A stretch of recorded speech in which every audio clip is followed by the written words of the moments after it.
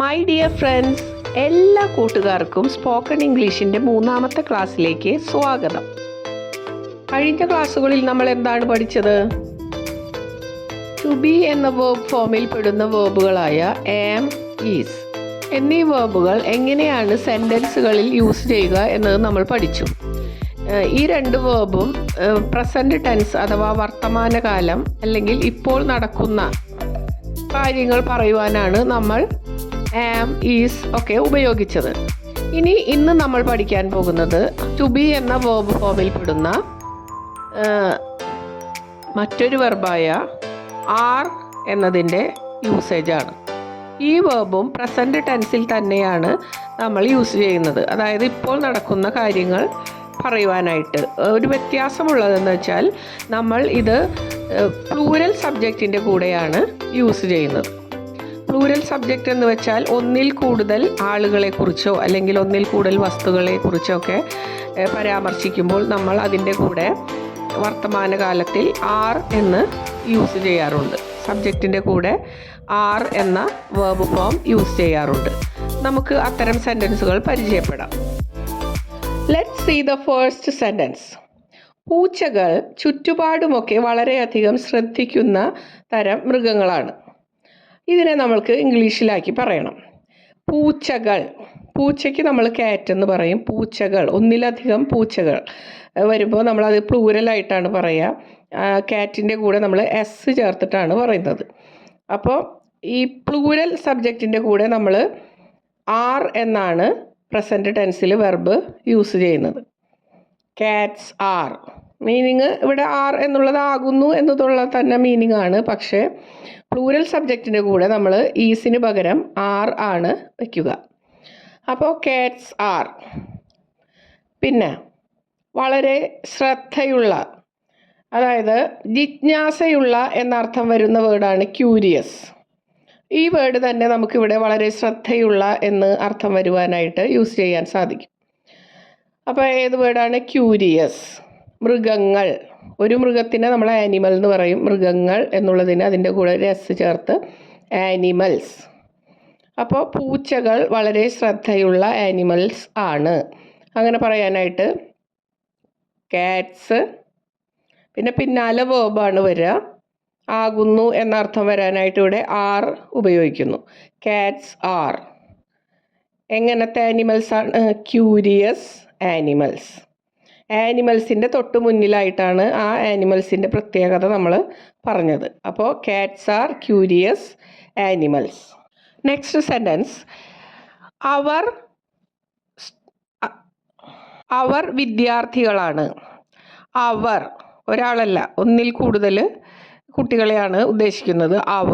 അവർ എന്നുള്ളതിന് ഇംഗ്ലീഷിൽ പറയുന്ന വേർഡാണ് ദേ. പിന്നെ ഇവിടെ ഒന്നിൽ കൂടുതൽ ആളുകളെ കുറിച്ച് പറയുന്നു. സബ്ജക്റ്റ് പ്ലൂരലാണ്. അതുകൊണ്ട് തന്നെ വേർബ് നമ്മൾ ആർ എന്നാണ് യൂസ് ചെയ്യുന്നത്. ആകുന്നു എന്നുള്ള അർത്ഥത്തിൽ നമ്മളിവിടെ ഈസിന് പകരം ഏതാണ് യൂസ് ചെയ്യുന്നത്? ആർ. അപ്പോൾ ദേ ആർ. അവർ എന്താണ്? സ്റ്റുഡൻസ് ആണ്. അപ്പോൾ നമ്മളെന്ത് പറയും? They are students. ഇവിടെ സ്റ്റുഡൻറ്റിൻ്റെ കൂടെ നമ്മൾ എസ് ചേർത്തത് പ്ലൂരലായിട്ടുണ്ട്. ഓക്കെ. നീ വളരെ ബുദ്ധിയുള്ളവനാണ് അല്ലെങ്കിൽ ബുദ്ധിയുള്ളവളാണ് എന്ന് പറയാനായിട്ട് നീ അല്ലെങ്കിൽ നിങ്ങൾ എന്ന് പറയാൻ ഇംഗ്ലീഷിൽ യൂസ് ചെയ്യുന്ന വേർഡാണ് യു. ആകുന്നു എന്നർത്ഥം വരാൻ ഇവിടെ നമ്മൾ ആർ എന്നാണ് യൂസ് ചെയ്യുന്നത്. ഇവിടെ ഒരാളെക്കുറിച്ചാണ് നമ്മൾ പറയുന്നത്, പക്ഷേ നമ്മൾ ആർ എന്നാണ് യൂസ് ചെയ്യുന്നത്. കാരണം ഇംഗ്ലീഷ് ഒരു എക്സെപ്ഷണൽ ആയിട്ടുള്ള ഒരു ഭാഷയാണ്. ഒരുപാട് റൂൾസ് അതിലുണ്ട്. അതുപോലെ തന്നെ ഒരുപാട് എക്സെപ്ഷൻസ് ഉണ്ട്. റൂളുകളിൽ പെടാത്ത കുറച്ച് കാര്യങ്ങൾ വേറെയുമുണ്ട്. അതിലൊന്നാണിത്. ഇവിടെ യു എന്നുള്ളത് സിംഗുലർ സബ്ജക്റ്റായിട്ടും പ്ലൂരൽ സബ്ജക്റ്റായിട്ടും നമ്മൾ യൂസ് ചെയ്യാറുണ്ട്. ഇവിടെ സിംഗുലർ ആയിട്ടാണ് നമ്മൾ യൂസ് ചെയ്യുന്നത്. നീ ബുദ്ധിമാനാണ് അല്ലെങ്കിൽ നീ ബുദ്ധിമതിയാണ്. അപ്പോൾ അതിൻ്റെ കൂടെ നമ്മൾ ഈസ് അല്ല ചേർക്കുന്നത്. ഏതാണ് ചേർക്കുന്നത്? ആർ. അത് നമ്മൾ അങ്ങനെ പഠിക്കണം, ബൈ ഹാർട്ട് പഠിക്കണം. അത് ഒരു എക്സെപ്ഷണൽ റൂളാണ്. യു ആർ ബുദ്ധിയുള്ള ആൾ. എന്താ word? Brilliant. You are brilliant. Okay. ഇനി യു എന്നുള്ളത് ഒന്നിലധികം ആളുകളെ സൂചിപ്പിക്കുന്ന രീതിയിൽ സബ്ജക്റ്റായിട്ട് യൂസ് ചെയ്യുന്നത് നോക്കാം. നിങ്ങൾ നല്ല അനുസരണയുള്ള കുട്ടികളാണ്. അപ്പോൾ ഇവിടെ ഒരുപാട് കുട്ടികളെയാണ് ഈ യു എന്നതുകൊണ്ട് ഉദ്ദേശിക്കുന്നത്. അപ്പോൾ യു, ഓക്കെ, പിന്നെ അതിന് പിന്നാലെ വേർബ് ആർ. ഇനി ഏതാണ് അനുസരണയുള്ള കുട്ടികൾ? എങ്ങനെയാ പറയുക? കുട്ടികൾ എന്താ പറയുക? വിദ്യാർത്ഥികൾ എന്നുള്ള അർത്ഥത്തിൽ സ്റ്റുഡൻസ്. അനുസരണയുള്ള ഒബീഡിയൻറ്റ്. അപ്പോൾ സ്റ്റുഡൻസിൻ്റെ മുന്നിൽ നമ്മൾ ഒബീഡിയൻ്റ് എന്ന് വയ്ക്കുന്നു. അപ്പോൾ sentence you are obedient students. Is it clear to you? ഇനി ഞങ്ങൾ നല്ല ഉത്സാഹമുള്ളവരാണ്. ഞങ്ങൾ ഏതാ വേർഡ്? വി. വേർബ് വരുന്നത് ആർ. We are. ഉത്സാഹമുള്ളവർ എന്താണ് വേർഡ്? എന്തൂസിയാസ്റ്റിക്. പുതിയ പുതിയ വേർഡുകൾ നമ്മളിങ്ങനെ പഠിക്കണം. എന്തൂസിയാസ്റ്റിക്. ഇതിനോട് റിലേറ്റഡ് ആയിട്ടുള്ളൊരു വേർഡ് മുന്നേ പറഞ്ഞിരുന്നു, എക്സൈറ്റഡ്. ഓക്കെ, അപ്പോൾ ഇവിടെ വി ആർ എന്തൂസിയാസ്റ്റിക്. അവർ വലിയ പ്രതീക്ഷയുള്ളവരാണ്. അതായത് വലിയ ലക്ഷ്യങ്ങൾ, സ്വപ്നങ്ങൾ ഒക്കെ ഉള്ള അല്ലെങ്കിൽ എയിംസ് ഒക്കെ ഉള്ള ആൾക്കാരെ നമ്മളെന്താ പറയുക? ആംബീഷ്യസ്. അവർ ആംബീഷ്യസ് ആണ്. അപ്പോൾ ദേ ആർ ആംബീഷ്യസ്. ഇംഗ്ലീഷിൽ ദിസ് എന്നതിൻ്റെ മീനിങ് ഇത് അല്ലെങ്കിൽ ഈ, ദാറ്റ് എന്നതിൻ്റെ മീനിങ് അത് അല്ലെങ്കിൽ ആ എന്ന് നേരത്തെ സൂചിപ്പിച്ചിരുന്നുവല്ലോ. ഇനി ഇവയുടെ പ്ലൂരലാണ് ദീസ്, ദോസ്. ദീസ് എന്നുള്ളതിൻ്റെ മീനിങ് ഇവ അല്ലെങ്കിൽ ഈ എന്നും നമുക്ക് ഉപയോഗിക്കാനായിട്ട് സാധിക്കും. ഫോർ എക്സാമ്പിൾ, ദീസ് ബുക്സ്, ഈ ബുക്കുകൾ. അതുപോലെ ദോസ്, അവ അല്ലെങ്കിൽ ആ. ദോസ് ബുക്സ്, ആ ബുക്കുകൾ. ആ പൂക്കൾ നല്ല ഭംഗിയുള്ളവയാണ്. എങ്ങനെ പറയും? ആ പൂക്കൾ. Those flowers. ദോസ് ഫ്ലവേഴ്സ് ഭംഗിയുള്ള ഏതാ വേർഡ്? ബ്യൂട്ടിഫുൾ. അപ്പോൾ ആകുന്നു ഏതാ word? Are. Those flowers are beautiful. ഈ ആപ്പിളുകൾ പഴക്കമില്ലാത്തതും നല്ല ജ്യൂസ് ഉള്ളതുമാണ്. എങ്ങനെ പറയും? ഈ ആപ്പിളുകൾ, ദീസ് ആപ്പിൾസ്. പുതിയതിനെന്താ നമ്മൾ പറയുക? ഫ്രഷ്. ജ്യൂസ് ഉള്ളതാണ്, ജ്യൂസി. അപ്പോൾ നമുക്ക് പുതിയതുമാണ്, നല്ല ജ്യൂസ് ഉള്ളതുമാണ്. അപ്പോൾ അങ്ങനെ ഫ്രഷ് ആൻഡ് ജ്യൂസി. എന്ന് ചേർക്കാനായിട്ട് നമ്മൾ ആൻഡ് അതിൻ്റെ രണ്ടിൻ്റെയും ഇടയിൽ വയ്ക്കുന്നു. Fresh and juicy. ഇപ്പോൾ നമ്മളിത് സെൻറ്റൻസിൽ എങ്ങനെ പറയും? These apples are fresh and juicy. റോഡുകൾക്ക് നല്ല വഴുക്കലുണ്ട്. മഴക്കാലത്തൊക്കെ നമ്മൾ പറയുന്നതാണ് അല്ലേ? അപ്പോൾ എങ്ങനെ പറയും? The roads. റോഡിന് മുന്നേ നമ്മൾ ദ എന്ന് ചേർത്തു എംഫസൈസ് ചെയ്യാനായിട്ട്. The roads are slippery. വഴുക്കലുള്ളത് എന്നർത്ഥം വരുന്ന വേർഡാണ് slippery. The roads are slippery. സ്വമേധയാ ജോലി ചെയ്യാൻ സന്നദ്ധരായിട്ട് വരുന്നവരെയാണ് വോളണ്ടിയേഴ്സ് എന്ന് പറയുന്നത്.